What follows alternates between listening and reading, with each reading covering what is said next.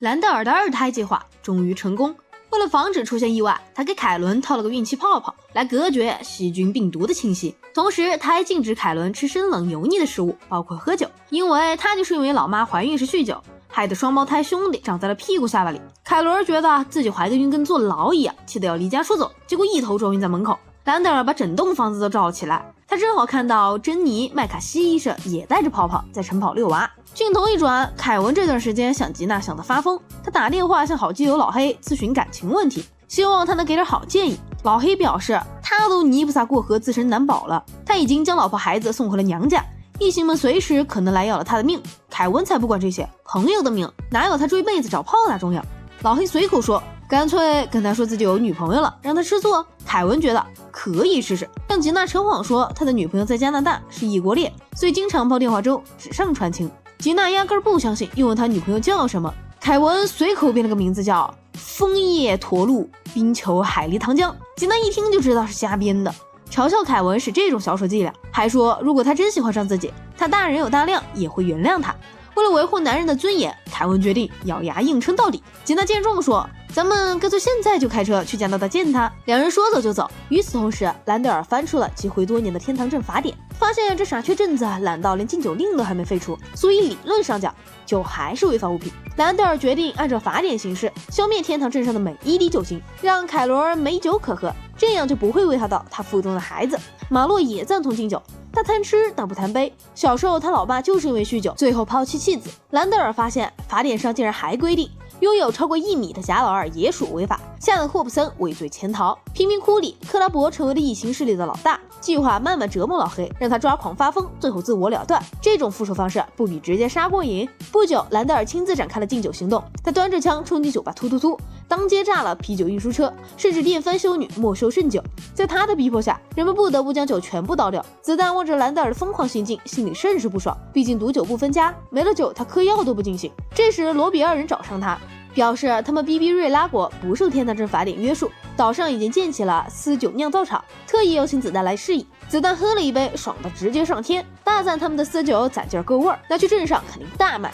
罗比2人需要一辆车运酒，子弹表示这事儿包在他身上。很快就从博物馆里偷来一辆古董车。镜头一转，凯文和吉娜已经开着车来到了美加边界，准备入境加拿大。边境检察官一眼看出真相，问凯文该不会是那种谎称自己有个加拿大女友，被人质疑不得不来这里的 loser 吧？凯文尴尬一笑说，世上怎么可能有这种人？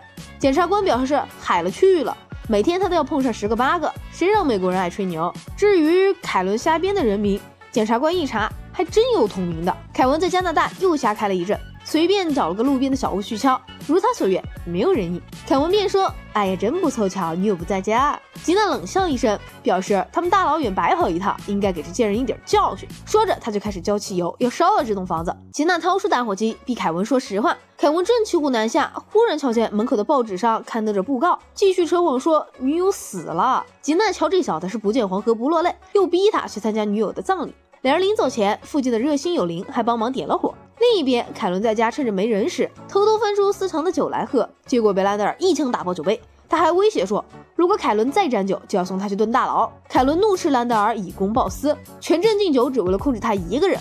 兰德尔表示，禁酒对他来说也是一种折磨，他可是大名鼎鼎的醉局长，不喝醉就硬气不起来，撸不动，所以医生让他买只自摸猴，完事儿还能帮忙掂尿。与此同时，克拉伯带着异形们潜入老黑家，将他周围的东西变成了10倍大，要让他好好感受自身的渺小。不料老黑毫无察觉，照样过日子，吃薯片喝啤酒还看球赛。一旁监视的克拉伯气不打一处来，10倍大世界计划失败后，克拉伯又搞出了新花样，他把老黑的家具都缩小了10倍，心说老黑这回总能察觉了吧。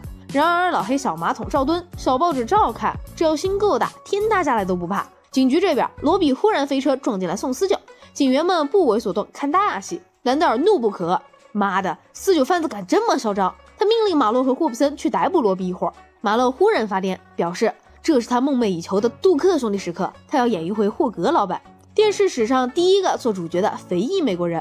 说着，他一扯警服，换上了白西装。马洛又让霍普森扮演搭档，两人组成卧龙凤雏。不久，罗比一伙受凯伦之邀，在暗巷子里交易私酒。马洛二人忽然杀出，罗比3人上车就跑，担心警察们追上了。子弹表示这俩货在恶搞杜克兄弟，按照惯例肯定会搞些笨手笨脚的低俗滑稽戏。不出所料，这对卧龙凤雏磕磕碰碰，连路都走不好。他们好不容易钻进牛角警车，双方你追我赶，开上了秋名山。马洛一方深受滑稽戏元素干扰，最后他和霍普森两车相撞，只剩下4个轮子的肉包铁继续跑。罗比一会儿飞车渡河回到比比瑞拉，马洛说你飞我也飞，可惜他这体重比汽车还沉，一头掉进了河里，差点葬身小飞蛾之口。另一边，凯伦在家偷喝私酒，结果一口下肚，眼睛就瞎了。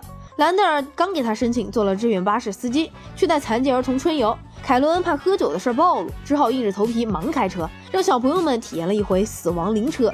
他飞车飙进湖里，马洛好不容易爬上岸，被死亡巴士又给撵了回去。杜克兄弟的话外一说，局长还没意识到凯伦瞎了，因为他偷喝了杜傻小子的私酒。兰德尔一听话外音竟然发话了，这事儿就真的不能再争了。他继续要逮捕凯伦。话外音又说，局长刚才的话就跟今早被自摸猴打了飞机一样真。凯伦妒火中烧，好家伙，他居然被猴子戴绿帽子了。镜头转到加拿大这边，凯文女友的葬礼正在举行，吉娜不断冷嘲热讽，说想不到你的相好还是爱斯基摩人。凯文尴尬一笑，表示这都是网恋认识的。吉娜推着他去给逝者致辞，凯文被逼无奈上台继续扯谎。死者的老公顿时大怒，以为老婆背着自己偷人，还怀疑家里2个孩子是野种，除非凯文承认这是他编的鬼话，否则就让他把孩子给带走。凯文心想，老子都挺到这个地步了，要是摊牌岂不是前功尽弃？于是咬牙带走了2个娃。与此同时，为了给凯伦长点教训，兰德尔演了一出戏，把老婆带回家里，却谎称他已经被关在牢里了。天堂正义友善口技者说的就是兰德尔，他模仿狱卒、狱霸和典狱长，简直惟妙惟肖，让凯伦感觉自己身陷囹圄。受尽恶徒们的羞辱打骂，顿时悔得肠子都青了，掩面痛哭，表示自己不该贪杯。兰德尔又扮演知心狱友，找凯伦谈心。凯伦说她老公只在乎小宝宝的健康，不在乎大宝宝的感受，让她怀疑他是不是真的爱自己。兰德尔一听再搞下去要闹掰了，赶紧又扮演英雄登场，将欺负凯伦的狱卒统统走趴下，拳打 FBI， 脚踢克格勃，一顿英雄救美的操作将他带回了家，惹得凯伦心花怒放。马洛这边为了对付罗比一伙，他们设置了爆炸卡车路障，想拦截这伙飞车贼。然而对方根本不怂，直接猛踩油门撞上去，马洛被炸飞，塞进了树洞。子弹觉得马洛只要喝过酒就能明白这东西的妙处，不再追捕他们。马洛义正言辞地说，他永远不会让酒流进嘴里，意思是滴酒不沾。结果罗比会错了意，直接把酒灌进了胖子的菊花，马洛从此变成了用屁股喝酒的酒鬼。不久，兰德尔正式宣布废除禁酒令，大伙儿憋了这么久，终于能开怀畅饮，直接开启了酗酒狂欢。回到天堂镇后，吉娜终于相信了凯文的鬼话，她认为没有哪个白痴会为了圆谎领养2个娃。吉娜赞扬他是个好男人，凯文想趁机约会他，吉娜却表示自己不跟带孩子的男人交往。叶公好龙了，属于是。经历了一整天忽大忽小的生活，老黑突然发现自己无法再忍受大小适中的正常世界，他仰天悲呼，彻底抓狂。克劳伯监视着这一幕，心中五味杂陈，这仇报的也太憋火了。以上就是天堂镇警局第3集第7集的内容，感谢观众朋友们的关注和支持，下期视频我们再见。